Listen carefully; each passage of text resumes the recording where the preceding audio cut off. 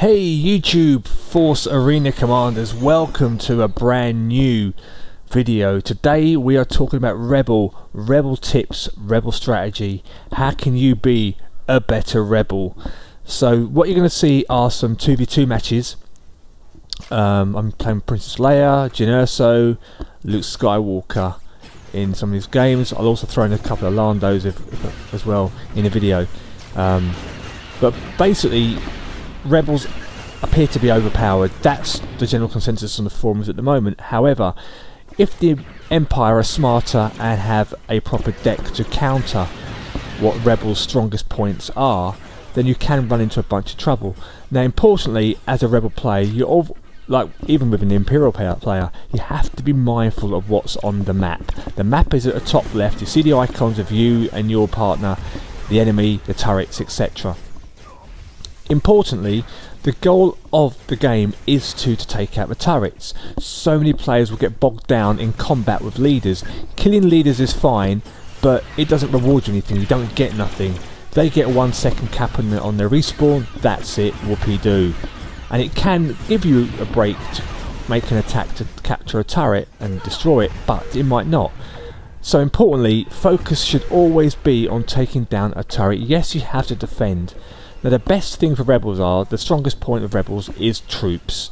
So for example, if you're attacking a turret head on, you use a Wookiee melee unit who can absorb a lot of damage, like I've dropped down there now, and he will make a push on that turret. And if you stand behind him, once the turret locks on, you can then attack the turret directly with yourself or with troops. So for example, if you're Luke Skywalker, you can rush in and attack the turret with your lightsaber. Or if you're a ranged character, you can sit just behind and attack. But obviously, if your Wookiee's down to like a couple of health, it isn't worth the effort. Just regroup, get your energy levels back up. And it's important as well, if your energy is a bit low, to drop your units at the back. That way they'll make a slow progression upwards, and whilst they're doing that, your energy will recharge, so then you can put more troops down. The best defense against an ATST walker, for example, is to drop down a melee unit, but also a turret. If you've got a turret, that's the first thing the ATST will lock onto, if it hasn't already locked onto your main turret, and it will actually move around the map to take that down. So that's a key strategy why I always have a turret on me for an ATST walker, because the first thing it will attack, and then your melee troops can attack it and focus it and destroy it relatively quickly. Now with Princess Leia, for example, it's good to have a tank like I've just dropped down now, because that way then you can make a push and you can sit behind it. That tank will absorb a lot of damage and you can counter, like I'm doing now, all on the turret. I'm being attacked, turret, turret, turret, turret. That is my main concern. Yes, I've died, but I've now dropped Wookiee Warrior. I've got Raw Guards being pushed in there as well, and that turret does go down, and we won the match right at the death as well. That's how critical it is to focus on that turret. Now with Princess Leia, she spawns Royal Guards, and that's one of her best abilities. Rebels have a swarming tactic, and when they attack, they come in numbers. It's all about the troopers. Right, so let's mix things up a little bit. Here's some Jyn Erso action.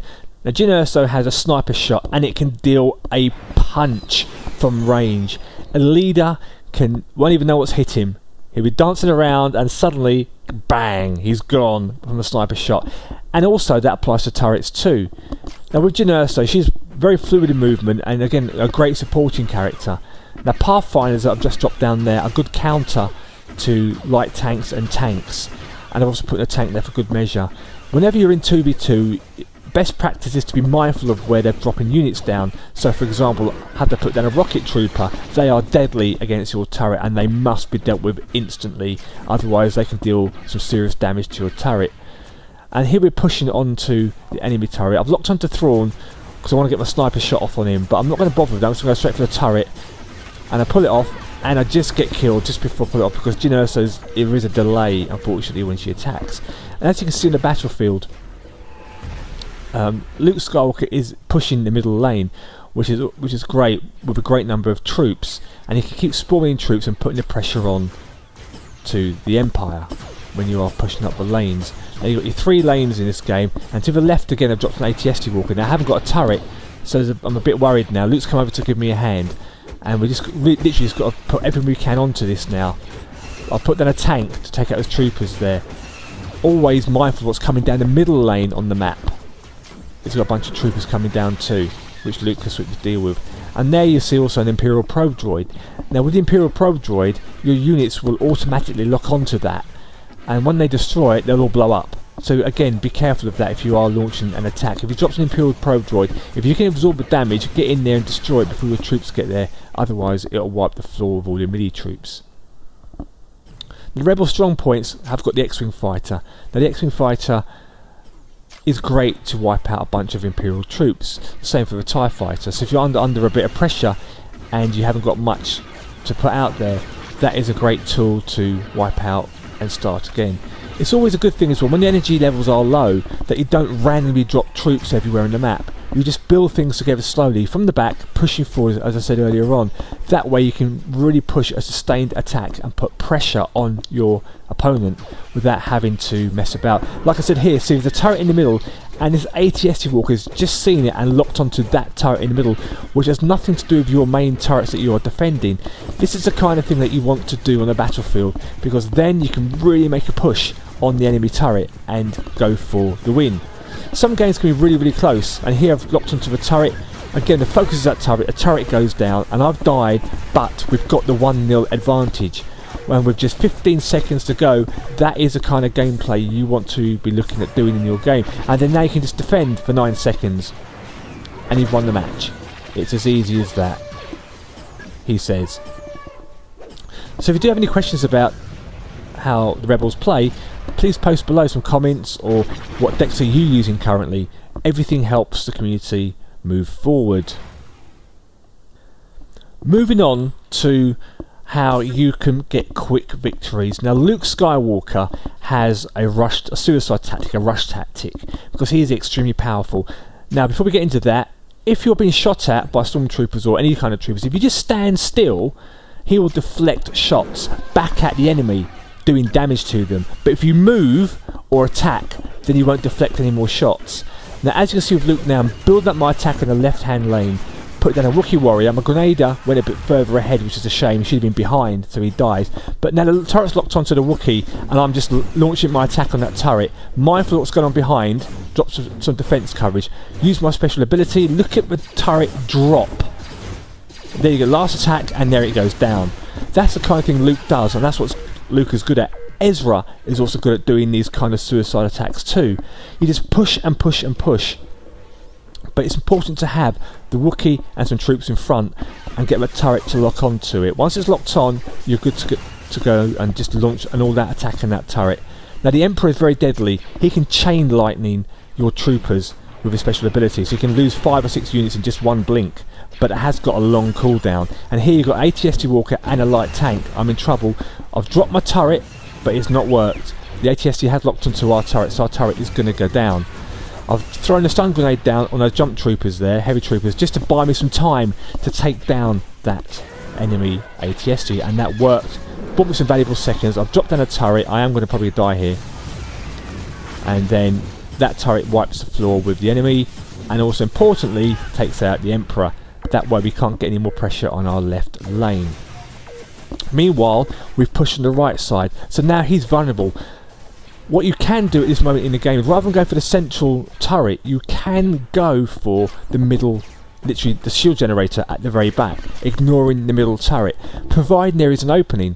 If you've got a good push going, like we might have shortly here, and you see the opening, you can just literally just go for the shield generator without taking down that middle turret, and that will give you a 4-0 victory. Here I go, I'm looking onto the turret now, and I'm just going straight for the shield generator, ignoring the turret, because it's locked onto the troopers. That way I can just focus on the turret, doing as much damage as I possibly can for the win. And here we go for the 4, there it is. As easy as that. That is the sort of pressure Rebels can do in a game, if the Imperial side aren't paying attention, as they weren't there.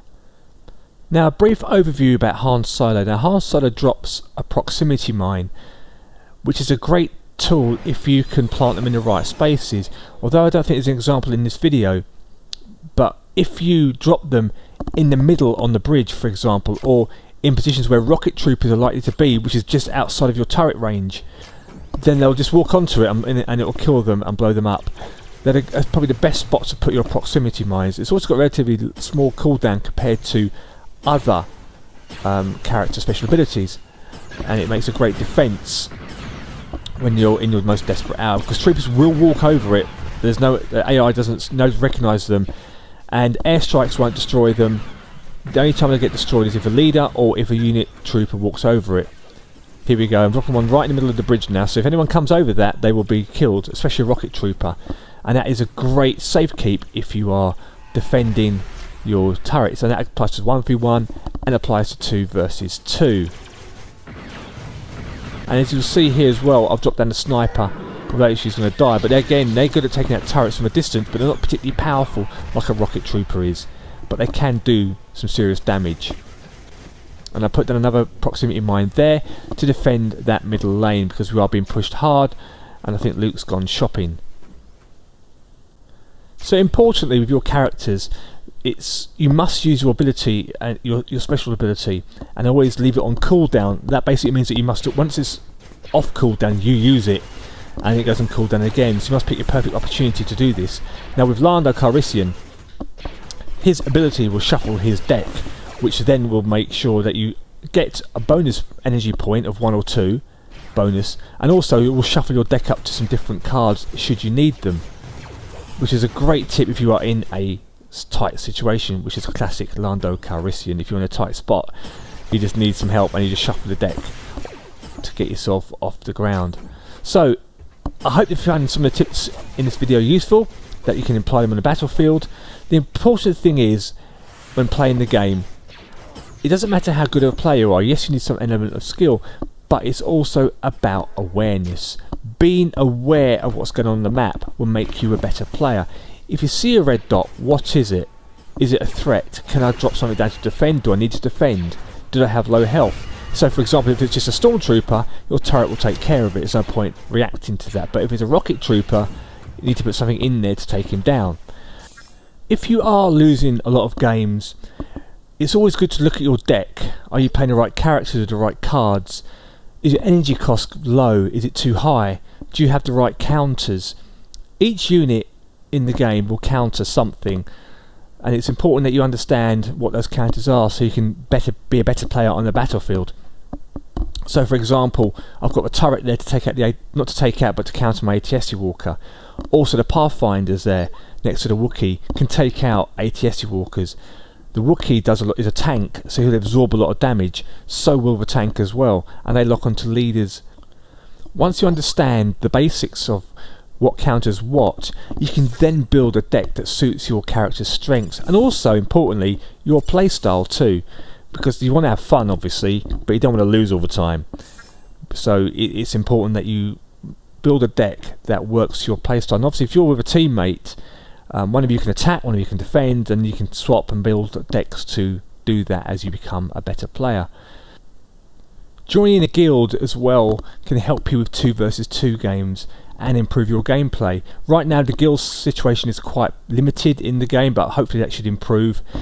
And another way you can build yourself up in the game and make good progress is by doing the missions. If you do a step-by-step guide for the missions, it will save you repeating yourself. You can also earn crystals, cards, and unlock legendary characters as you go. But I will be doing a video on this shortly, so stay tuned.